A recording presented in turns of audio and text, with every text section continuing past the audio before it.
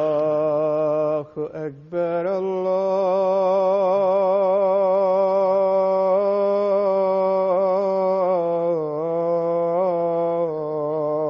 الله أكبر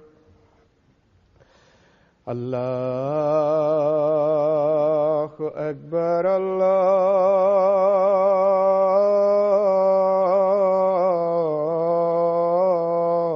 الله أكبر أشهد أن لا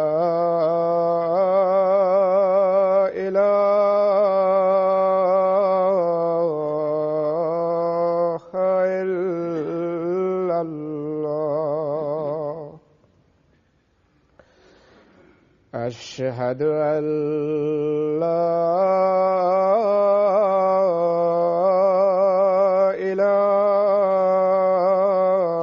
إله إلا الله أشهد أن محمدًا رسول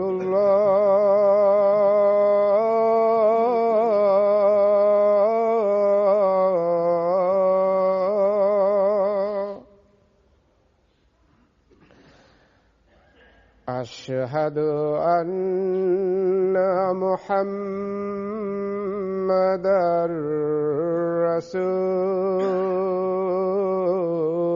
رسول الله حي على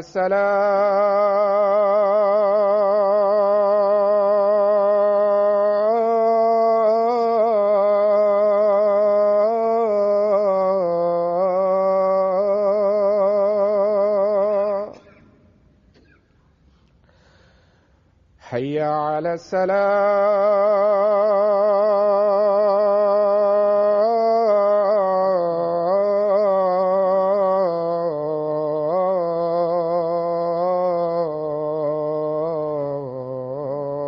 الصلاة حي على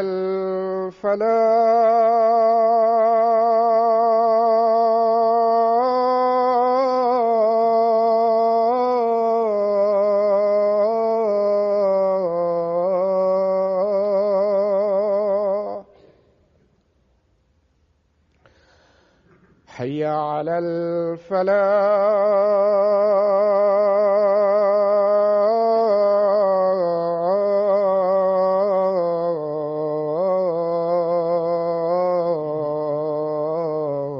الفلاح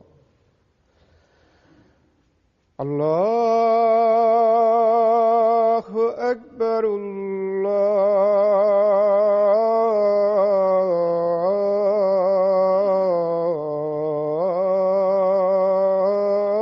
الله أكبر لا إله إلا الله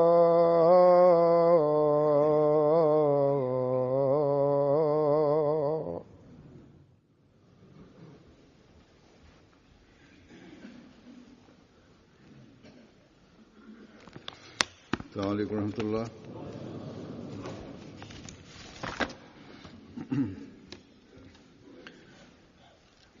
أشهد أن لا إله إلا الله وحده لا شريك له وأشهد أن محمدًا عبده ورسوله أما بعد فأعوذ بالله من الشيطان الرجيم بسم الله الرحمن الرحيم الحمد لله رب العالمين الرحمن الرحيم مالك يوم الدين إياك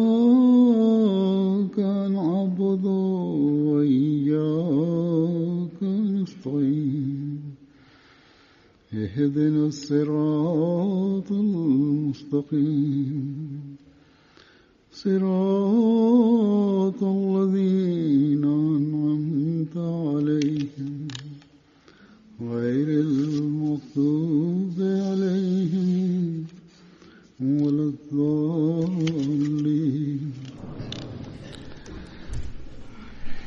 আল্লাহ তাআলা अल्लाह ताला ने ইবাদত এবং উন্নত आबिद बनने চরিত্রের প্রতি और आला अखलाक বারংবার দৃষ্টি আকর্ষণ করেছেন, क्योंकि उनके बगैर কেননা এছাড়া ইমানের কোনো দাবিকারক মোমেন আখ্যায়িত হতে পারে না। যেখানে ये निशानी है कि वो মোমেনের পরিচয় হলো, মোমেনের চিহ্ন হলো ইবাদতকারী হওয়া, সেখানে ये भी जरूरी है তার বাজে राज का কথাবার্তাও এড়িয়ে চলা আবশ্যক। এটি হতে পারে না যে এক ব্যক্তি একই সাথে মোমেনও হবে আবার দুর্ব্যবহারও করবে, দুরাচরণ প্রদর্শন করবে। সচরাচর बदअखलाक इंसान उस वक्त মানুষের চরিত্র তখন অধপতিত হয় যখন সে অহংকারী হয়ে থাকে। সে কারণে রহমান আল্লাহর বান্দাদের সম্পর্কে फरमाता है আল্লাহ তাআলা বলেন যে ইয়ামশুনা আলাল আরদি হাওনা, অর্থাৎ ভূপৃষ্ঠে তারা বড় বিনয়ের সাথে চলাফেরা করে বা বিচরণ করে। যে ব্যক্তির ভিতর বিনয় থাকবে সে কেবল ঝগড়া বিবাদ বা অশান্তি এড়িয়ে চলে না, বা মীমাংসার প্রতি সে আকৃষ্টই থাকে না, বরং অন্যান্য উন্নত চারিত্রিক গুণাবলীও তার মাঝে থাকে। উন্নত চারিত্রিক গুণাবলীর পাশাপাশি যদি খোদার সন্তুষ্টি তার কাছে অগ্রগণ্য হয় আর তার সন্তুষ্টি অর্জনের জন্য উন্নত চারিত্রিক গুণাবলী অর্জনের পাশাপাশি আল্লাহর ইবাদতের দায়িত্ব যদি যথাযথভাবে পালনের চেষ্টা থাকে, তাহলে তার এই যে অবস্থা এটি এক প্রকৃত মোমেন হওয়ার পরিচায়ক। এক কথায় প্রকৃত মোমেন আল্লাহর ইবাদতকারী হয়ে থাকে সত্যিকার অর্থে, এবং সে এক বিনয়ী মানুষ হয়ে থাকে। সেখানে এই কথাও সত্য যে हर इंसान की সব মানুষের সামর্থ্য এবং শক্তি আর যোগ্যতা ভিন্ন ভিন্ন হয়ে থাকে, দৈহিক অবস্থা ভিন্ন ভিন্ন হয়ে থাকে। অনেক সাময়িক এমন পরিস্থিতির উদ্ভব হয় যা প্রতিবন্ধক হয়ে থাকে। তাই সকল ব্যক্তি এখানে সব সময় এবং সর্বাবস্থায় अपने अखलाकी मयार নিজেদের চারিত্রিক মানকে সমান রাখতে পারে না। সবার চারিত্রিক মান একরকম হওয়া সম্ভব নয়। অনুরূপভাবে আধ্যাত্মিক উন্নতির জন্য ইবাদত এবং নামাজের সেই মান সে ধরে রাখতে পারে না সব সময়, যা এক মোমেনের কাছে প্রত্যাশা করা হয়। সে কারণেই আল্লাহ তাআলা अल्लाह ताला ने मोमिनीन की को মোমেনদেরকে অবস্থা অনুসারে সুযোগ সুবিধাও দিয়েছেন, ছাড়ও দিয়েছেন। আল্লাহ তাআলা সাধ্যাতীত বোঝা মানুষের উপর চাপান না কখনো, বা इंसान की মানুষের অবস্থা বা তার সামর্থ্যের বাহিরে বোঝা তার উপর চাপান না। কথা বলা যে কিছু কাজ এমন যা মানুষের জন্য করা অসম্ভব, তাই সেই কাজ করা যাবে না বা করা সম্ভব নয়, এই কথা অন্ততপক্ষে ইসলাম ধর্মের ক্ষেত্রে ভুল। এমন ধারণা ইসলামের ক্ষেত্রে রাখা ভুল, এটি সঠিক নয়।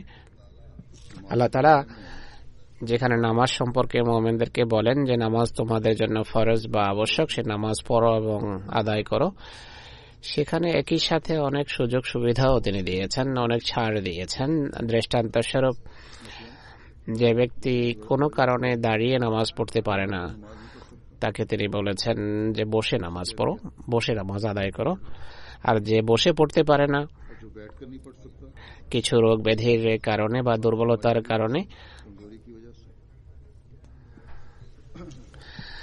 আবার তার বসাও যেহেতু কঠিন, তাই তাকে তিনি বলেন যে তুমি শুয়ে নামাজ পড়ো। আবার শোয়ার ক্ষেত্রে কোনো বিধিনিষেধ নেই যে এইভাবেই শুতে হবে, যেভাবেই সে শোয়ে সেভাবে সে নামাজ পড়তে পারে। অনেক মানুষ দুর্বল হয়ে থাকে, অসুস্থ হয়ে থাকে, সফর বা কোনো সাময়িক কোনো সীমাবদ্ধতা থাকলে বলা হয়েছে, তিনি বলেছেন যে কসর বা ছোট নামাজকে সংক্ষিপ্ত করতে পারো। তাই নিজের কোনো সমস্যা বা বাধ্যবাধকতার কারণে কোনো ব্যক্তির এই কথা বলার কোনো সুযোগ নেই যে নামাজ পড়া তার জন্য সম্ভব নয়। বরং এমন মানুষ যারা এমন কাজ করে যে কারণে বাহ্যত তাদের কাপড় ময়লা, তাদের জন্য নির্দেশ হলো কাপড় যদি পরিষ্কার কাপড় যদি না থাকে তাহলে যেমন কাপড় পরিধান করে রেখেছ তা নিয়েই নামাজ পড়ো, আর অবশ্যই নামাজ পড়ো। অনুরূপভাবে যদি পানি না থাকে ওযুর পরিবর্তে তায়াম্মুম করো। বস্তুত কোনো বিবেকবান কারো এই অজুহাত গ্রহণ করতেই পারে না যে নামাজ পড়া তার জন্য সম্ভব নয়। যতক্ষণ মানুষের সুস্থ বিবেক বুদ্ধি কাজ করে নামাজ পড়া আবশ্যক। অতএব নামাজ সম্পর্কে এই কথা বলা যে কোনো কোনো পরিস্থিতিতে নামাজ পড়া আমাদের জন্য অসম্ভব, এটি একেবারেই বাজে এবং উদ্ভট কথা। অনেকে যখন জিজ্ঞেস করা হয় তারা বিভিন্ন অজুহাত দাঁড় করিয়ে থাকে, অজুহাত দেখিয়ে থাকে। এমন মানুষ এমন বাহানা বা অজুহাত করে ঈমান থেকে দূরে সরে যায়। তাই আমাদের সবার এদিকে মনোযোগ দিতে হবে, মনোযোগ দেওয়া আবশ্যক। আয়ারল্যান্ডে মসজিদের উদ্বোধন উপলক্ষে আমি যখন খুতবা দিয়েছি এবং ইবাদতের প্রতি মনোযোগ আকর্ষণ করেছি, তখন আমেরিকা থেকে আমাদের একজন মুরব্বী সাহেব লিখেছেন, বরং আরো বেশ কয়েক স্থান থেকে চিঠি এসেছে যে খুতবার পর মসজিদে উপস্থিতি বেড়ে গেছে। দৃষ্টিকোণ থেকে স্পষ্টভাবে বোঝা যায় যে মসজিদে নামাজের জন্য না আসা কোনো বাধ্যবাধকতা বা অসম্ভব পরিস্থিতির সম্মুখীন হয়ে নয়, বরং আলস্য ছিল এর কারণ। কিন্তু যখন মনোযোগ আকর্ষণ করা হলো, মানুষের উপরের ইতিবাচক প্রভাব পড়েছে। কিন্তু এই অবস্থা স্থায়ী হওয়া আবশ্যক, যা এক মুমিনের বৈশিষ্ট্য, যে মনোযোগ যখন আকর্ষণ করা হয় সে তা মেনে চলে। খুদামুল আহমদিয়া এবং লাজনায়ে মাওলার যুবকদের ক্ষেত্রে চেষ্টা করতে হবে যে তাদের মাঝে সময় মতো বাড়িতে মতো নামাজ পড়ার অভ্যাস গড়ে তোলার। এই বয়সে মানুষের স্বাস্থ্য ভালো থাকে এবং যথাযথভাবে সে নামাজ পড়তে পারে। হযরত মসিহ মাউদ আলাইহিস সালাম এদিকে বিশেষ মনোযোগ আকর্ষণ করেছেন। তিনি বলছেন, যৌবনে এবং সুস্থ অবস্থায় ইবাদত যথাযথভাবে করা সম্ভব হয়। প্রৌঢ় বা বৃদ্ধ বয়সে বিভিন্ন রোগের কারণে মানুষ যেভাবে ইবাদত করা উচিত সেভাবে ইবাদত করে উঠতে পারে না। যাই হোক, মানুষের ভাবা উচিত যে আল্লাহ তাআলার বা আল্লাহ কর্তৃক নির্ধারিত বিভিন্ন অবশ্য করণীয় দায়িত্ব নিজেকে কষ্টের মুখে ঠেলে দিয়ে হলেও তা পালন করা উচিত। কোথায় আমরা দেখি যে সুযোগ সুবিধা থাকা সত্ত্বেও তা পালন করা হয় না। আল্লাহ তাআলা স্বাস্থ্য দিয়েছেন, সুস্থতা দিয়েছেন, তাই তার খোদার দায়িত্ব পালন করে এর কৃতজ্ঞতা প্রকাশ করা আবশ্যক। দায়িত্ব পালনের মাধ্যমে এর কৃতজ্ঞতা প্রকাশ আবশ্যক, আর এটি ইবাদতের মাধ্যমে সম্ভব। সুস্থতার কৃতজ্ঞতা ইবাদতের মাধ্যমে বা নামাজের মাধ্যমে প্রকাশ করা আবশ্যক। তো এইদিকে আমাদের সবিশেষ দৃষ্টি দিতে হবে, কেননা এছাড়া আমাদের ঈমান কামেল হতে পারে না বা ঈমানের উৎকর্ষ পর্যায়ে পৌঁছা সম্ভব নয়। এখন আমি ভালো আখলাক বা উন্নত চরিত্রের দিকে আসছি। যারা উন্নত চরিত্রের অধিকারী তাদের একটি বড় বৈশিষ্ট্য হলো সত্য বলা বা সত্যের বহিঃপ্রকাশ এবং সত্যের উপর প্রতিষ্ঠিত থাকা। একজন মুমিনের বিশেষত্ব হলো সে সবসময় সত্যের উপর প্রতিষ্ঠিত থাকে, মিথ্যার ধারে কাছেও সে আসে না বা ভিড়ে না। আর এটি তখনই সম্ভব যদি মিথ্যার প্রতি চরম ঘৃণা থাকে হৃদয়ে। কিন্তু কার্যত পৃথিবীতে আমরা যা দেখি তা হলো বিভিন্ন সময়ে মিথ্যার আশ্রয় নেওয়া হয়। অনেকেই বলে বসে যে আমার মিথ্যা বলার ইচ্ছা ছিল না, কিন্তু ভুলবশত মুখ থেকে মিথ্যা বেরিয়ে গেছে। অ্যাসাইলামের জন্য বা রাজনৈতিক আশ্রয় চাইতে গিয়ে বলে যে মুখ থেকে অমুক কথা বেরিয়ে গেছে, আমার অনিচ্ছায়, ইচ্ছা ছিল না মিথ্যা বলার। কিন্তু যদি অভ্যাস না থাকে, ভুলবশত মুখ থেকে মিথ্যা কথা বের হয় না। যাই হোক, আল্লাহ তাআলা হলেন পরম ক্ষমাশীল। এমন লোকদের তিনি ক্ষমা করেন যাদের ভুল করার পর অনুশোচনা জাগ্রত হয় বা ভুল করার পর যাদের অনুশোচনা হয়। কিন্তু এমন পরিস্থিতিতে এমন ভুল করার পর অনুতাপ করাও তাদের জন্য আবশ্যক, অনুতপ্ত হওয়া আবশ্যক। কিন্তু কোনো ব্যক্তি মিথ্যা বলার পর যদি অনুতপ্ত না হয় বা মিথ্যা বলার পর যদি অনুতপ্তও না হয় এবং তার মিথ্যার কারণে কারো যার ক্ষতি হয়, সেই ক্ষতি যদি পুষিয়ে দেওয়ার চেষ্টা না করে, বরং নাছোড় মনোবৃত্তি প্রদর্শন করে সত্যকে মিথ্যা প্রমাণের হীন চেষ্টা করে, বা যদি বলে যে মিথ্যা ছাড়া কোনোভাবে চলতেই পারত না, তো এমন ব্যক্তি ইমানের উপরও প্রতিষ্ঠিত নয় আর চরিত্রবানও আখ্যায়িত হতে পারে না। এমন ব্যক্তির স্মরণ রাখা উচিত যে সে সঠিক পথ বিচ্যুত, সে সঠিক পথে নেই।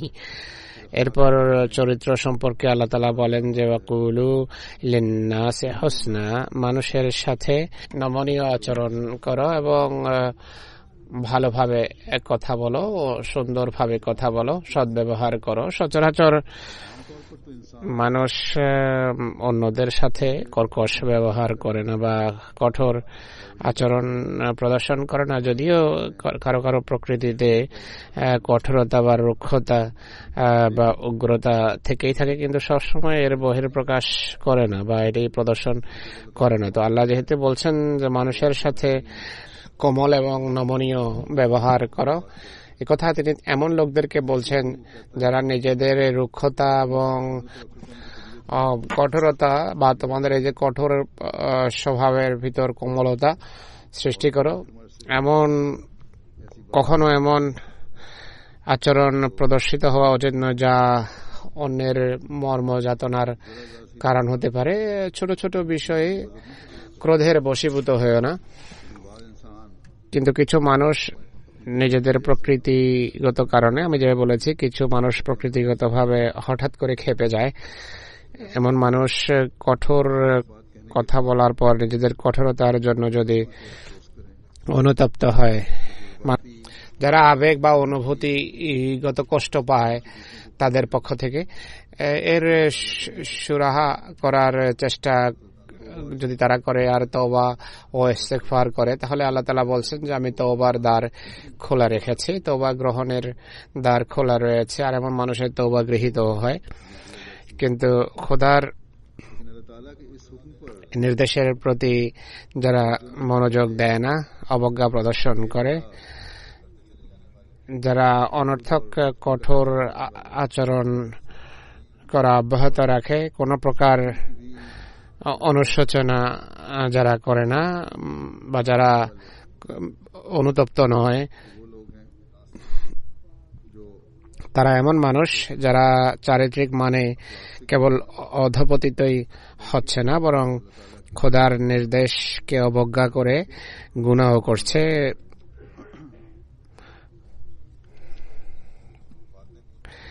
এমন লোকদের ইবাদত তাদের কোনো কাজে আসে না। অতএব খোদা তাআলা এমন লোকদেরকে মাগফিরাত বা ক্ষমার আশা দিচ্ছেন যারা বিশেষ উত্তেজনা বা রাগের বশবর্তী হয়ে কোনো কাজ করে বসে, কিন্তু এরপর চেতনা ফিরে আসার পর এই কাজের জন্য তারা অনুশোচনা করে, লজ্জিত হয় এবং অনুতপ্ত হয় আর এর সুরাহার চেষ্টা করে। কিন্তু যে অনুতপ্ত হয় না, বোঝার পরও কোনোভাবে আক্ষেপ বা অনুশোচনা করে না বা এর সুরাহার চেষ্টা করে না, তাদের খোদার কাছে কোনো অজুহাত চলবে না। তাই আমাদের আত্মদর্শী হতে হবে। আমার সামনে অনেক এমন বিষয়াদি আসে, স্বামী স্ত্রীর মাঝে ঝগড়া বিবাদ, লেনদেনের বিষয়াদি সংক্রান্ত ঝগড়া আসে। মানুষ এতটা ক্রোধের বশীভূত হয় যে কিছুই দেখে না যে কি বলছে আর কি করছে। মহিলাদের আবেগ অনুভূতিতে আঘাত হানে, হাত ওঠায়, অন্যান্য এমন অনেক বিষয়াদি রয়েছে। পারস্পরিক অন্যায় আচার আচরণ, আর একই সাথে এটিও বোঝার চেষ্টা করে না আমাদের ইসলাহি কমিটি বা বিচার বিভাগ চেষ্টা করলেও এরা নিজেদের কথায় অনড় থাকে। যখন কারো বিরুদ্ধে শাস্তিমূলক পদক্ষেপ নেওয়া হয় তখন এদের কাণ্ডজ্ঞান ফিরে আসে কিছুটা। এরপর ক্ষমাও চায়, ক্ষমার চিঠি লেখে, ক্ষমা চেয়ে চিঠি লেখে এবং এরপর পূর্বে যে সীমা লঙ্ঘন করেছে তার সুরাহা এবং সমাধানেরও চেষ্টা করে। ঠিক আছে, এমন মানুষ শাস্তি পাওয়ার পর ক্ষমা আদায় করে অশুভ পরিণাম হয়তো এড়াতে পারে, কিন্তু শাস্তির একটা কলঙ্ক লেগেই যায় তাদের উপর। যদি এরা অহমিকার বশবর্তী হয়ে কোনো কাজ না করত তাহলে সমঝোতার ভিত্তিতে পূর্বেই বিষয়ের সমাধান সম্ভব ছিল।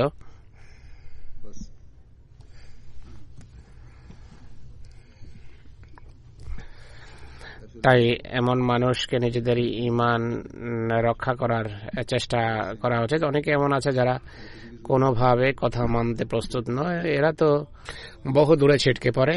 এই ইহজগৎ এবং ইহজগতের সুযোগ সুবিধা, ইহজগৎ সংক্রান্ত স্বার্থ ক্ষণস্থায়ী। আমাদেরকে নিজেদের পরিণাম সম্পর্কে চিন্তা করা উচিত, জামে খায়ের চিন্তা করা উচিত, খোদার ফজল এবং কৃপা রাজি আমরা কিভাবে আকর্ষণ করতে পারি এগুলো ভাবা উচিত। আমি প্রায়শ আমাদের দৃষ্টি আকর্ষণ করে থাকি যে আমাদের নিজেদের চারিত্রিক মান উন্নত করা উচিত।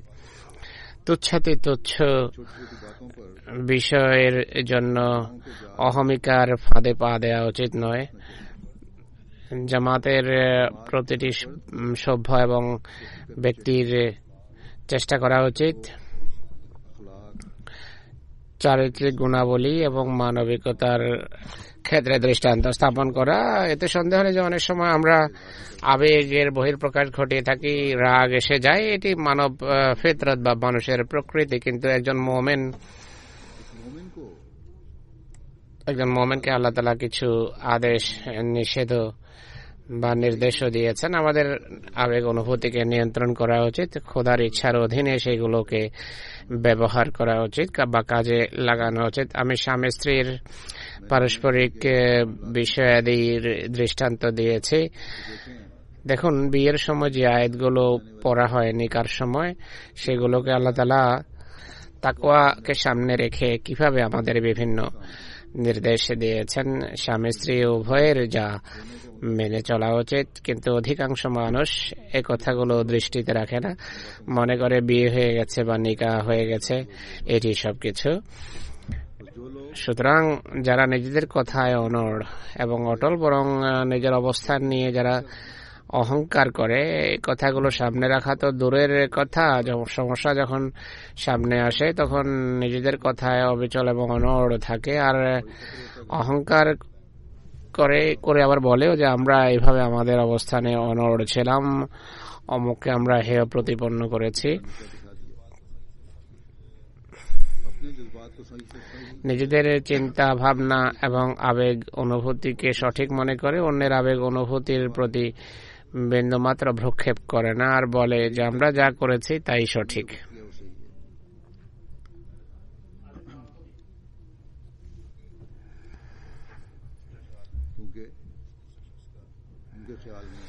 কেননা তাদের ধারণা অনুসারে দ্বিতীয় ব্যক্তির এটি চিকিৎসা ছিল, যা তারা ভেবেছে বা যা তারা করেছে, আর এছাড়া তাদের দৃষ্টিতে আর কোনো রাস্তা ছিল না। এমন লোকদের কথা যদি মেনে নেওয়া হয় তাহলে এর অর্থ যা দাঁড়াবে তা হলো সেই ধর্ম যে যা তারা মেনেছে তা মিথ্যা। কেননা ধর্ম কিছু বলে আর তারা ভিন্ন কিছু বলছে। এরা নিঃসন্দেহে কথা বলতে পারে যে ধর্মের নির্দেশ এমন যা যা আমাদের জন্য মেনে চলা কঠিন, কিন্তু এই কথা বলা যে এই নির্দেশ লঙ্ঘন করা ছাড়া বা আমরা যা করেছি তাছাড়া কোনোভাবে কাজ চলতো না, এটি ধর্মকে মিথ্যা প্রতিপন্ন করার নামান্তর। আল্লাহ তাআলা বলছেন যে রাগ এবং ক্রোধ দমন করো, উন্নত চরিত্র প্রদর্শন করো, ভুল করে নাছোড় বান্দার মতো আচরণ করো না, আল্লাহর বান্দাদের প্রাপ্য অধিকার প্রদানের চেষ্টা করো। বরং মসিহ ইসলাম তোমাদেরকে এতটাও বলেছেন যে যে মানুষের অধিকার প্রদান করে না, যে আল্লাহ তাআলা যে সমস্ত চারিত্রিক গুণাবলীর অধিকারী হতে বলেছেন যে সেইগুলো অবলম্বন করে না, সেই অনুসারে মানুষের প্রাপ্য অধিকার প্রদান করে না, এমন মানুষ সত্যিকার অর্থে আল্লাহ তাআলার প্রাপ্য অধিকারও প্রদান করে না। এদের নামাজ এবং এদের ইবাদত শুধু লোক দেখানো, কেননা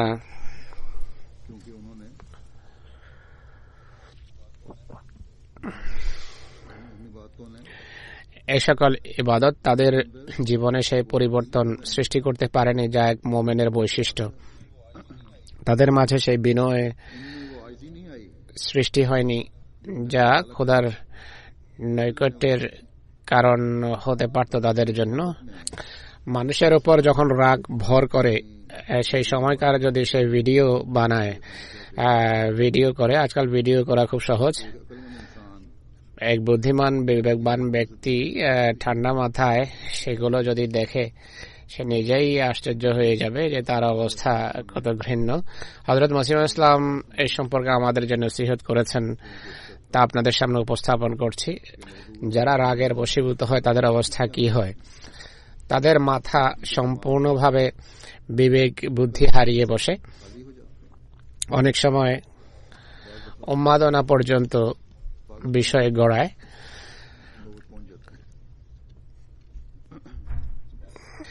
রাগ এবং ক্রোধ যখন সীমার বাইরে চলে যায় তখন মানুষের বিবেক বুদ্ধি হারিয়ে যায়। এই সম্পর্কে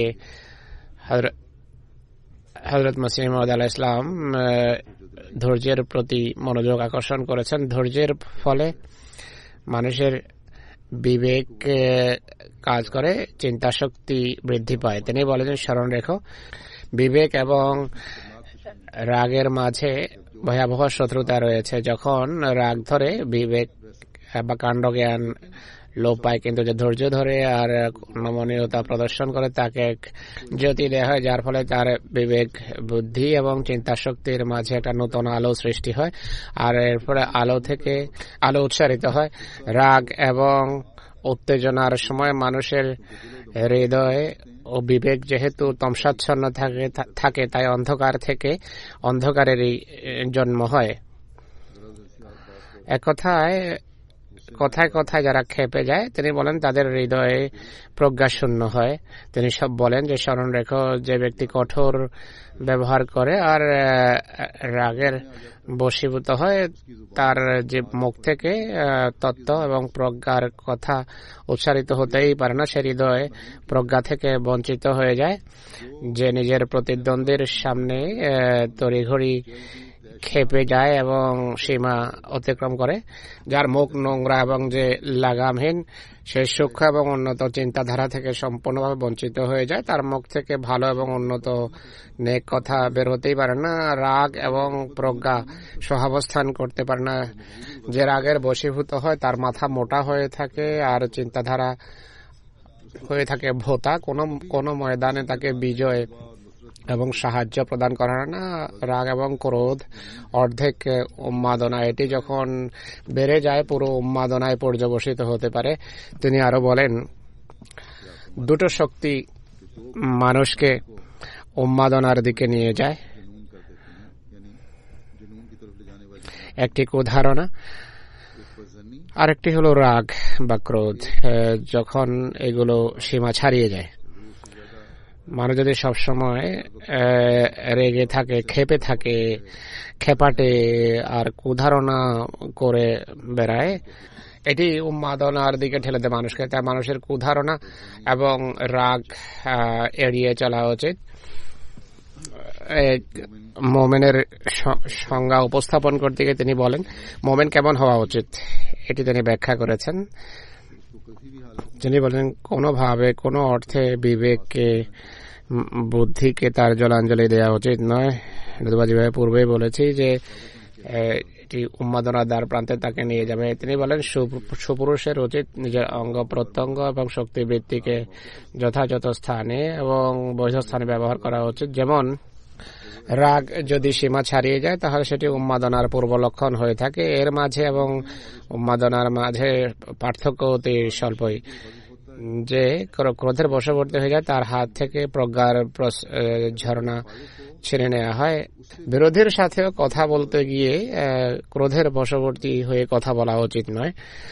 এরপর মোমেনের চিহ্ন বা লক্ষণ বর্ণনা করতে গিয়ে তিনি বলেন যে মোমেনের কিভাবে রাগ নিয়ন্ত্রণ করা উচিত বা যে রাগ বা ক্রোধ সংবরণ করে সেই মোমেন হয়ে থাকে। তিনি বলেন ওয়াল কাযিমিনাল গায়যা ওয়াল আফিনা আনিন নাস, অর্থাৎ মোমেন সে যে নিজের রাগ এবং ক্রোধ সংবরণ করে, মানুষের সাথে মার্জনা এবং ক্ষমার আচরণ করে। ইনজিলেও তিনি বলেন যদিও ইনজিলেও ক্ষমা এবং মার্জনার শিক্ষা আছে, কিন্তু তা ইহুদিদের মাঝে সীমাবদ্ধ। হযরত ঈসা আলাইহিস সালামের ক্ষমা এবং মার্জনার বনী ইসরাইল ছাড়া অন্য কার সাথে কোনো সম্পর্ক নেই। তিনি বলেন বনী ইসরাইল ছাড়া অন্য কাউকে নিয়ে আমার মাথা ব্যথা নেই, তারা ডুবুক বা তারা মুক্তি পাক, এইসব নিয়ে আমার কোনো মাথা ব্যথা নেই। তাই হযরত ঈসা আলাইহিস সালামের ক্ষমা ও মার্জনা বনী ইসরায়েলের মাঝেই সীমাবদ্ধ, কিন্তু হযরত মসিহ মাউদ আলাইহিস সালাম যিনি মুহাম্মদী মসিহ হিসেবে এসেছেন, তার ক্ষমা এবং মার্জনার গণ্ডি সারা পৃথিবীময় বাস। তাই আমাদেরকে ক্ষমা এবং মার্জনার গণ্ডিকে ব্যাপকতর করতে হবে। তো এই হলো সেই মানদণ্ড বা সেই মান যা আমাদের অর্জনের চেষ্টা করতে হবে যদি খোদার নূর বা জ্যোতি থেকে অংশ পেতে হয়। আমাদের ধৈর্যশীল হতে হবে, বড় মনের অধিকারী হতে হবে, আর কোমলতা ও নমনীয়তার বৈশিষ্ট্য নিজেদের মাঝে সৃষ্টি করা আবশ্যক আমাদের জন্য। যদি আমরা চাই যে আমাদের মুখ থেকে প্রজ্ঞা এবং তত্ত্বজ্ঞানের কথা নিঃসৃত হোক, মানুষ আমাদের প্রতি আকৃষ্ট হোক, আর মসিহ মাউদের মিশনকে আমাদের আমরা যদি এগিয়ে নিয়ে যেতে চাই, তাহলে আমাদের পারিবারিক এবং দৈনন্দিন বিষয়ে কঠোরতা এবং রাগের দাসত্ব থেকে নিজেদের মুক্ত রাখতে হবে। যদি আমরা আমাদের মানসিক শক্তিবৃত্তি এবং সামর্থ্য চাই যে ধ্বংস না হোক, তাহলে কুধারণা এবং রাগ ও ক্রোধ এড়িয়ে চলতে হবে। যদি আমরা প্রকৃত মোমেন হতে চাই, তাহলে আমাদের শক্তি এবং বৃত্তি আর সামর্থ্যকে যথাযথ স্থানে এবং যথাযথভাবে কাজে লাগাতে হবে। রাগ ধরলেও উম্মাদের মতো রাগ প্রকাশ করা উচিত নয়, বরং সংশোধনের সীমা পর্যন্ত রাগের বহিঃপ্রকাশ হওয়া চাই। রাগ এবং লাগামহীন আবেগ অনুভূতি প্রকাশ মানুষকে উন্মাদনার পর্যায়ে নিয়ে যায়। তাই এগুলোকে ভারসাম্যের লাগাম পরানো আবশ্যক। যদি রাগ ধরে তাহলে ততটা হওয়া উচিত যতটা সংশোধনের জন্য আবশ্যক। নিজেদের অহমিকার পিপাসা নিবারণের জন্য নয়, নিজের স্থূলতা প্রকাশের জন্য নয়। তিনি বলেন যারা এর চেয়ে বেশি রাগ এবং ক্রোধ প্রকাশ করে তারা নিজেদের ঈমানকে হেলায় নষ্ট করে। তিনি বলেন ইসলামের সৌন্দর্য হলো উন্নত চারিত্রিক গুণাবলী চিহ্নিত করে অপ্রয়োজনীয় রাগ ও ক্রোধ দমন এবং মার্জনার শিক্ষা দিয়ে থাকে। এটি হলো ইসলামের সৌন্দর্য। তো এই চারিত্রিক বৈশিষ্ট্য সবার অবলম্বন করা আবশ্যক, এছাড়া সত্যিকার মোমেন হওয়া অসম্ভব বা কঠিন। হযরত মসিহ মাউদ আলাইহিস সালাতু ওয়াস সালাম বারংবার বলেছেন, বিভিন্ন রচনাবলীতে এবং মলফুজাতে এটি বলেছেন যে আবেগ অনুভূতিকে নিয়ন্ত্রণ করতে হবে, কিন্তু আমরা দুর্বল, আমাদের মাঝে অনেক দুর্বলতা রয়েছে, আমরা এটি সেভাবে শিরোধার্য করি না বা মেনে চলি না যেভাবে করা উচিত। সাধারণ আহমদীয় এমন শ্রেণীর অন্তর্ভুক্ত আর ওহদাদারও এমন মানুষ যারা অন্যদেরকে নিজেদের কথা শোনায়, আবেগ অনুভূতিকে নিয়ন্ত্রণের সদুপদেশ দেয়, কিন্তু স্বয়ং এই কথা ভুলে যায় যে হযরত মসিহ ইসলাম বলেছেন, সত্যবাদী হয়ে মিথ্যাবাদীর ন্যায় বিনয়ে অবনত হও। হুজুর বলছেন যে কিছু মানুষ এমনও আছে যারা মিথ্যাবাদী হয়ে সত্যবাদী হওয়ার দাবি করে আর অত্যাচার করে নিজেকে অত্যাচারিত প্রমাণের চেষ্টা করে। সুতরাং কিভাবে বলা যেতে পারে যে এমন মানুষের মাঝে বিন্দু মাত্র ঈমানও রয়েছে? কেননা ঈমানের দাবি হলো নাছোড় মনোবৃত্তি প্রদর্শন না করে বোঝার পর কাণ্ডজ্ঞান ফিরে আসলে নিজের জুলুম এবং অত্যাচারের সুরাহা করা উচিত। কারা আবেগ অনুভূতি যদি আঘাত করে থাকে তাহলে তার সুরাহা করার চেষ্টা করা উচিত। অন্তত পক্ষে নিজের হৃদয়ে অনুশোচনা তার জাগ্রত হওয়া উচিত, লজ্জিত হওয়া উচিত যে আমি কি করেছি। আমাদের আত্মদর্শন করা উচিত, আত্মদর্শী হওয়া উচিত যে আমাদের কয়জনের মাঝে এই চিন্তা চেতনা আছে বা এইভাবে কয়জন ভাবে। সাময়িক রাগের বশে যদি অন্যায় হয়েও যায় তাহলে রাগ কমার পর এক মুমিনের এর সুরাহা করা উচিত, সেই শূন্যতা পূরণের চেষ্টা করা উচিত।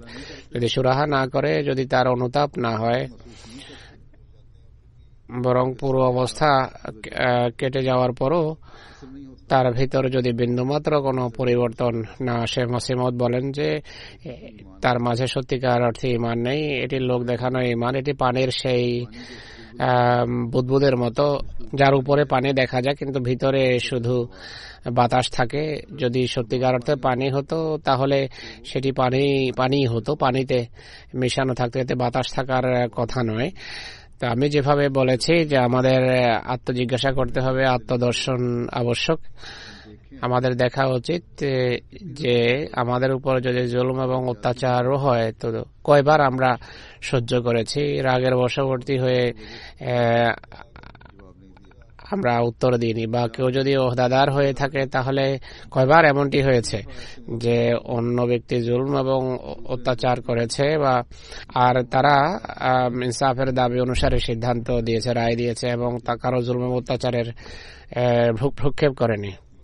সহ্য শক্তি এটি নয় যে কোনো শক্তিশালীর প্রতিদ্বন্দ্বিতায় উত্তর না দেয়া আর বলা যে আমার সহ্য শক্তি বা ধৈর্য অনেক বেশি। সহ্য শক্তি এবং ধৈর্য হলো শাস্তি দেওয়ার শক্তি থাকা সত্ত্বেও শাস্তি না দেয়া। এখানে এটি স্পষ্ট হওয়া চাই যে ব্যবস্থাপকরা ইনসাফ এবং শরীয়তের দাবি অনুসারে কাউকে শাস্তি দেওয়ার সুপারিশ করে বা শাস্তিমূলক ব্যবস্থা নেওয়ার সুপারিশ করে তাহলে এটি সেই গণ্ডিতে পড়বে না। কেন এখানে যদি কেউ ভুল করে আর ভুলের শাস্তি পায় তাহলে এমন ক্ষেত্রে ক্ষমা বা মার্জনা পাপের নামান্তর। যদি কেউ অযথা অন্যায় করে বা জুলুম করে তাহলে কাজী বা বিচারক বা শাসক শাস্তি দিয়ে থাকে, যেভাবে পিতামাতা বা শিক্ষক শিশুদের শাস্তি দিয়ে থাকে। কোনো অপরাধের কারণে কেউ যদি শাস্তি পায় তাহলে সেই শাস্তির কারণ হলো সে শরীয়তের শিক্ষাকে লঙ্ঘন করেছে বা অন্যের অধিকার পদদলিত করেছে, এই কারণে সে শাস্তি পায়। আমি এই ব্যাখ্যা করছি এই জন্য যে অনেকেই সীমা লঙ্ঘন করে, জুলম করে, শরীয়তের আদেশ নিষেধ কে বৃদ্ধাঙ্গুলি দেখায়, অন্যের অধিকার পদদলিত করে, খর্ব করে, আবার জামাতের ব্যবস্থাপনা যখন তাদের বিরুদ্ধে শাস্তিমূলক ব্যবস্থা নেয়, তারা আমার কথা শুনে, পূর্বে আমি কথাগুলো বলেছি, তারা আমার কথা শুনে লেখা আরম্ভ করে, এবারও হয়তো লেখা আরম্ভ করবে যে আপনি ক্ষমা ও মার্জনা সংক্রান্ত খুতবা দিয়েছেন, আমাদের সাথে একই ব্যবহার হওয়া চাই, আমাদের ক্ষমা করা উচিত। এ সম্পর্কে পূর্বেও আমি বেশ কয়েকবার বলেছি যে কারো সাথে আমার কোনো ব্যক্তিগত শত্রুতা নেই। অনেকে আমাকে গালিতে ভরা চিঠিও লেখে, আমার তাদের বিরুদ্ধে কখনো রাগ ধরেনি। এমন মানুষ প্রায় সময় পত্রে নাম লেখে না বা কাল্পনিক কোনো নাম লেখে, নাম লিখলেও আমি তাদের নিশ্চয়তা দিচ্ছি যে এই বিষয়ে তাদের বিরুদ্ধে কোনো ব্যবস্থা নেওয়া হবে না, গালি দিক তারা। হ্যাঁ, করুণা অবশ্যই হয় এদের উপর, এবং আমি ইস্তেগফারের সুযোগ পাই, আমার জন্য এটি কল্যাণকরী হয়ে থাকে।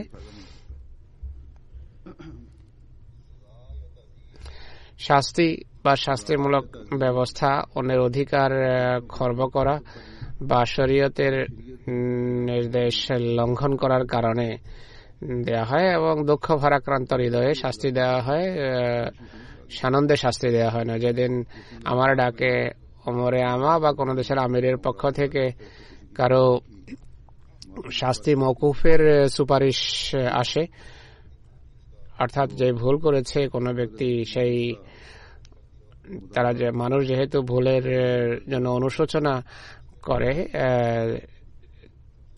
এই অনুশোচনার প্রেক্ষাপটে আমির বা ওমরে আমার পক্ষ থেকে ক্ষমার শাস্তি মওকুফ করার পত্র আসলে সেদিন আমার আনন্দের সীমা থাকে না। তাই যেখানে আমার দায়িত্ব আমার হাত বেঁধে রেখেছে সেখানে আমি বাধ্য। একই সাথে আমি কথাও বলবো যে উভয় পক্ষ ব্যক্তিগত বিষয়াদি যখন বিচার বিভাগের দ্বারস্থ করে, বিচার বিভাগ বা ব্যবস্থাপকরা যখন বাস্তবতার নিরিখে কোনো সিদ্ধান্ত নেয় এবং এক পক্ষকে অধিকার প্রদানের নির্দেশ দেয়, বা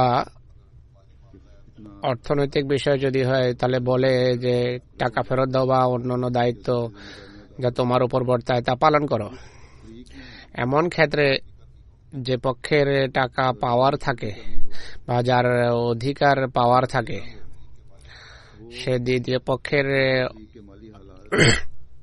অর্থনৈতিক অসচ্ছলতা দেখে যতটা সুযোগ বা ছাড় দিতে পারে দেয়া উচিত। সেখানে অনর্থক হটকারিতা প্রদর্শন করা উচিত নয়, এটি আল্লাহ এবং রাসূলের নির্দেশ।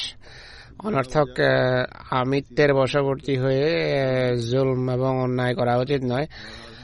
আমাদের সবসময় খোদার প্রতি কৃতজ্ঞ হওয়া উচিত, আর ভাবা উচিত যে আমরা সেই ব্যক্তির অনুসারী যার নাম রাখা হয়েছে মসিহ। ভাবার বিষয় হলো তাকে মসিহ বলা হয়েছে, মসিহ মওউদকে মসিহ কেন বলা হয়েছে, এমন কি বৈশিষ্ট্য আছে যা অন্যান্য নবীদের মাঝে তাকে এক স্বতন্ত্র পদমর্যাদা দেয়। এতে কোনো সন্দেহ নেই যে মহানবী সাল্লাল্লাহু আলাইহি ওয়াসাল্লাম সব কথা, সকল বৈশিষ্ট্য এবং সকল বিশেষত্ব মহানবীর মাঝে অন্য সব নবীর তুলনায় বেশি সকল গুণের ক্ষেত্রে তিনি চূড়ায় রয়েছেন, কেননা তিনি কামেল মানব এবং তার শরীয়ত সম্পূর্ণ এবং উৎকর্ষ আর পরিপূর্ণ। কিন্তু তিনি ছাড়া অন্য নবীদের মাঝে আমরা দেখি যে সব নবীর মাঝে কোনো না কোনো এমন কথা আছে যার কারণে তিনি অন্য নবীদের মাঝে স্বতন্ত্র। মসির যেই স্বতন্ত্র বৈশিষ্ট্য, সে কারণেই তাকে মসিহ বা হযরত ঈসার সাথে তুলনা করা হয়েছে। হযরত মসিহ ইসলামের যে ব্যাখ্যা করেছেন তা সত্যি হৃদয়গ্রাহী। হযরত ঈসা আলাইহিস সালাতু ওয়াস সালামের বিশেষত্ব হলো সেই কোমল শিক্ষা, সেই নমনীয় শিক্ষা যা হযরত ঈসা উপস্থাপন করেছেন। বাইবেল তো বলে যে দুষ্কৃতকারীর মোকাবেলা করবে না, বরং কেউ তোমার ডান গালে চপেটাঘাত করলে তোমার বাম গাল বা দ্বিতীয় গালও তার সামনে পেশ করো। কেউ যদি তোমার বিরুদ্ধে অভিযোগ করে তোমার জামা ছিনে নিতে চায়, তাহলে তুমি তোমার আলখেল্লা সহ তাকে দিয়ে দাও। কেউ যদি তোমাকে বলপূর্বক 2 মাইল নিয়ে যায়, তুমি 4 মাইল চলে যাও তার সাথে। তো নিঃসন্দেহে সব নবীরাই নমনীয়তার শিক্ষা দিয়েছেন, কিন্তু হযরত ঈসা আলাইহিস সালাম স্বীয় যুগের অবস্থা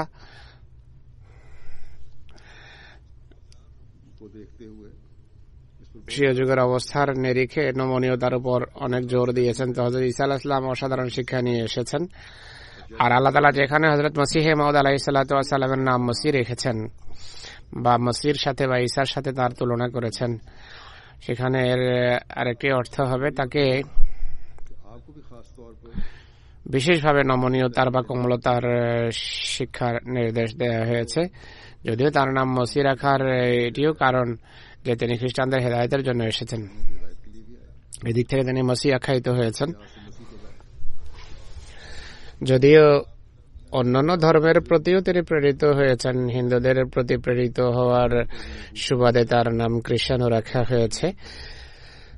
একইভাবে মুসলমান এবং পৃথিবীর সকল জাতির প্রতি তিনি এসেছেন মহানবী সাল্লাল্লাহু আলাইহি ওয়াসাল্লামের আনুগত্য এবং প্রতিনিধিত্বে।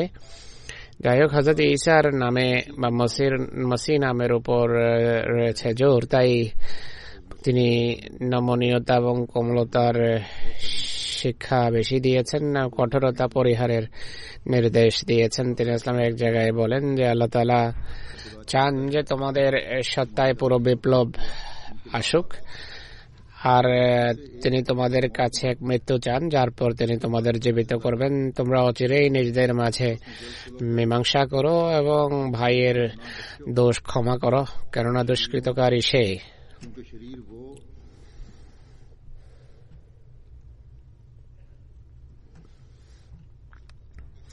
কেননা দুষ্কৃতকারী সে ব্যক্তি যে নিজের ভাইয়ের সাথে মীমাংসা করতে প্রস্তুত নয়, সে কর্তৃত্ব হবে, কেননা সে বিভেদ সৃষ্টি করে।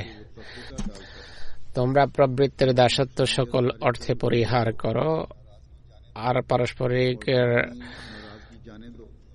মনোমালিন্য পরিহার করো। সত্যবাদী হয়ে মিথ্যাবাদের ন্যায় বিনয়াবনত হও, যেন তোমাদের ক্ষমা করা যেতে পারে। প্রবৃত্তির স্থূলতা পরিহার করো, কেননা যেই দ্বার পথে তোমাদের আহ্বান করা হচ্ছে, সেই দ্বার পথে এক স্থূলকায় বা স্থূল ব্যক্তি প্রবেশ করতে পারবে না। যদি বিশেষত্ব আমরা দৃষ্টিতে না রাখি, তাহলে অর্থ দাঁড়াবে আমরা পৃথিবীকে প্রতারিত করছি। যদি আমরা নিজেরাই সেই শিক্ষা মেনে না চলি, তাহলে অন্যদেরকে শিক্ষার দিকে আহ্বান করার আমাদের কি অধিকার আছে? তাই আমাদের নিজেদের সংশোধনের প্রতি সুগভীর মনোযোগ দিতে হবে।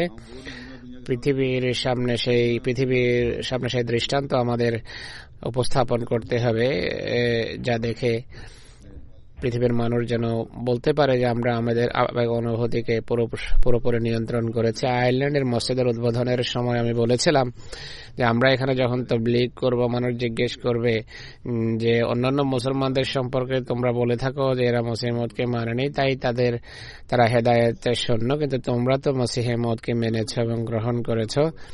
তোমরা নিজেদের জীবনে কি বিপ্লব সৃষ্টি করেছ? অতএব আমাদের নমুনা এবং আমাদের আদর্শ আমাদের শিক্ষার সাথে সামঞ্জস্যপূর্ণ হওয়া চাই। অন্যান্য ধর্মের মান্যকারীদের সবাই চারিত্রিক মানদণ্ডে অধপতিত কাজ করে না। ভাবা হচ্ছে সকল খ্রিস্টান বা সব হিন্দু বা অন্য সব ধর্মের মান্যকারী বা অমান্যকারীরা কি ঝগড়া বিবাদে লিপ্ত থাকে? মোটেই নয়। এদের মাঝেও অনেকে এমন আছে যারা শান্তিপ্রিয় এবং ন্যায়পরায়ণ। আমাদের মাঝে কেউ আছে যারা শান্তিপ্রিয় এবং ঝগড়াটে বা নৈতিকতা বিপর্জিত কাজকর্ম করে থাকে। তাহলে প্রশ্ন দাঁড়াবে যে আমাদের এবং অন্যদের মাঝে পার্থক্য কি? পার্থক্য তখন সৃষ্টি হবে যখন এই শিক্ষা অনুসারে ঝগড়া, ফ্যাসাদ এবং নৈরাজ্যের অভ্যাস আমাদের সম্পূর্ণভাবে মিটে যাবে, বা অন্তত পক্ষে এতটা কমে যাবে যার কারণে তা মানুষের চোখে পড়বে না। গুটিকতক এমন নৈরাজ্যবাদী থাকলেও তাদের পাপকে পুরোপুরি আমাদের ঘৃণা করা উচিত। পাপকে নিশ্চিহ্ন এবং নির্মূল করার মানুষে মহানবী সাল্লাল্লাহু আলাইহি ওয়াসাল্লামের একটা উক্তি রয়েছে যে যদি কোনো অন্যায় দেখো, শক্তি থাকলে হাত দ্বারা সেটি মিটিয়ে দাও, যদি হাত দ্বারা সেটি প্রতিহত করতে না পারো কথার মাধ্যমে করো, যদি এতটাও শক্তি না থাকে মনে মনে তা ঘৃণা করো। অতএব আহমদী সমাজেও অপকর্ম এবং দুশ্চরিত্রকে ঘৃণা করা এবং বাধা দেয়া বা এটি থেকে বারণ করার চেতনা থাকা চাই, বা বলা যায় বাধা দেয়া, বোঝানো এবং এটিকে নিশ্চিহ্ন করা বা ঘৃণা করার একটা চেতনা সৃষ্টি হওয়া চাই। যদি সবার মাঝে এই চেতনা সৃষ্টি হয় তাহলে চারিত্রিক মানে যে গুটিকতক অধপতিত ব্যক্তি রয়েছে তারাও আর থাকবে না, সবাই নিজের মান উন্নত করার বিষয়ে সচেষ্ট হবে। কোনো অত্যাচারীকে সমর্থন করা উচিত নয়। আমাদের সেই রীতি অবলম্বন করা উচিত যার কথা আল্লাহ এবং তার রাসূল সাল্লাল্লাহু আলাইহি ওয়াসাল্লাম আমাদেরকে শিখিয়েছেন, যার উপর এই যুগে বিশেষভাবে হযরত মুসলিম ইসলাম জোর দিয়েছেন। আমাদের ক্ষমা, মার্জনা এবং ভালোবাসার ভিত্তিতে কাজ করা উচিত। যদি কাউকে অন্যায় করতে দেখেন তাহলে আপনি এটি মনে করবেন যে সে নির্যাতিত ব্যক্তির উপর আক্রমণ করেনি, বরং আমাদের উপর আক্রমণ করেছে, বরং বলতে হবে হযরত মসিহ মওউদের উপর সে আক্রমণ করেছে, কারণ যে উদ্দেশ্যে তিনি পৃথিবীতে প্রেরিত হয়েছেন সে সেই উদ্দেশ্যকে হেয় করার চেষ্টা করেছে বা হেয় করছে। অতএব এমন আক্রমণকারীদের প্রতিহত করা আমাদের কাজ। শক্তি বলে যদি তা করানো যায় তাহলে মৌখিকভাবে করুন এবং আন্তরিকভাবে ঘৃণা করুন, আর অত্যাচারিত ব্যক্তির অত্যাচারের হাত থেকে রক্ষা পাওয়ার দোয়া করুন। অতএব আমরা যদি চরিত্র বিধ্বংসী কাজকর্মকে ঘৃণা করি, আমাদের সমাজ যদি তা ঘৃণা করে, তাহলে নিজ থেকেই এমন অন্যায় এবং এমন কাজকর্ম হারিয়ে যাবে, নিশ্চিহ্ন হয়ে যাবে। কিন্তু যা দেখা গেছে তা হলো অনেক সময় জুলুম এবং অত্যাচার ও অন্যায় পিতামাতা, ভাই বোন সবাই জড়িয়ে যায়। বিশেষ করে পারিবারিক ঝগড়া বিবাদের ক্ষেত্রে এমনটি হয়। শুধু এরা নয়, বরং বন্ধুত্বের নামে অন্যরাও এই দলে যোগ দেয় বোঝানোর পরিবর্তে। তাই সামাজিক সংশোধনের জন্য এমন জুলুম এবং অন্যায় কর্মের মদতদাতা না হয়ে অত্যাচারিত নির্যাতিত ব্যক্তির উপর নির্যাতন এবং অত্যাচারকে হযরত মসিহ মওউদের উপর হামলা এবং নির্যাতন মনে করা উচিত। যদি এটি হয় তাহলে দেখবেন কিভাবে আমাদের সমাজের দ্রুত সংশোধন হচ্ছে। আর আমাদের এই আচরণ, আমাদের এই কর্ম, আমাদের এই ব্যবহার মসিহ মওউদের উদ্দেশ্য এবং লক্ষ্যকে বাস্তবায়নে সহায়ক হবে। আল্লাহ করুন আমরা যেন ইবাদতের পাশাপাশি উন্নত নৈতিক আদর্শের দৃষ্টান্ত স্থাপনকারী হতে পারি। ঝগড়া, ফাসাদ, নৈরাজ্যে লিপ্ত হয়ে মসিহ মওউদকে দুর্নাম করার যেন কারণ না হয়। আল্লাহ তাআলা আমাদেরকে সকল প্রকার স্বার্থপরতা থেকে রক্ষা করুন। আজও জুমা নামাজের পর আমি এক ব্যক্তির নামাজের জানাজা পড়াবো। আসিয়া বেগম সাহেবা জানাজা, এটি চৌধুরী আব্দুর রহমান সাহেবের স্ত্রী, তিনি ইনার পার্কের অধিবাসিনী। তিনি ৩রা অক্টোবর 2014-তে 69 বছর বয়সে ইন্তেকাল করেছেন। ইন্না লিল্লাহি ওয়া ইন্না ইলাইহি রাজিউন। তিনি মসিহ মওউদের সাহাবী হযরত আহমদিয়ার এবং মাহতাব বিবি সাহেবার পৌত্রী ছিলেন। নামাজ, রোজা, তাহাজ্জুদ এবং দোয়ায় অভ্যস্ত ছিলেন। সদায় সাদকা খায়রাত করতেন, ধৈর্যশীলা ছিলেন, রীতিমতো চাঁদা দিতেন, আর্থিক কুরবানিতে অগ্রগামী, নেক এবং নিষ্ঠাবতী ভদ্রমহিলা ছিলেন। 1978 সনে তার স্বামীকে যখন বিরোধীরা একটা মিথ্যা মামলায় জড়িয়ে দেয়, তিনি বড় বীরত্বের সাথে সেই সময় অতিবাহিত করেন। তিনি মুসিয়া ছিলেন। ওসিয়ত করতেই হিসায়ে জায়দাদ তিনি জামাতের হাতে তুলে দেন। ছেড়ে যাওয়া সন্তান সন্ততির মাঝে তার 5 মেয়ে এবং 2 ছেলে রয়েছে। এক ছেলের নাম ইশতিয়াক আহমদ, যিনি জামাতের মুরব্বী, পাকিস্তানে রয়েছেন। দ্বিতীয় জন হলেন ইজাজুর রহমান, এখানে জামাতের নিরাপত্তা বিভাগে নিরাপত্তা কর্মী হিসাবে কাজ করেন। তিনি মাস্টার আব্দুল কুদ্দুস শহীদ সাহেবের ফুপি ছিলেন। আল্লাহ তাআলা মরহুমার পদমর্যাদা উন্নীত করুন এবং মাগফিরাত করুন, তার রূহে মাগফিরাত করুন, তার সন্তান সন্ততিকে তার পুণ্যের ক্ষেত্রে তার পদাঙ্ক অনুসরণের তৌফিক দিন। বাইরে গিয়ে আমি নামাজে জানাজা পড়াবো, এখানে নামাজের জুমার পর বন্ধুরা এখানে সারিবদ্ধ হবেন।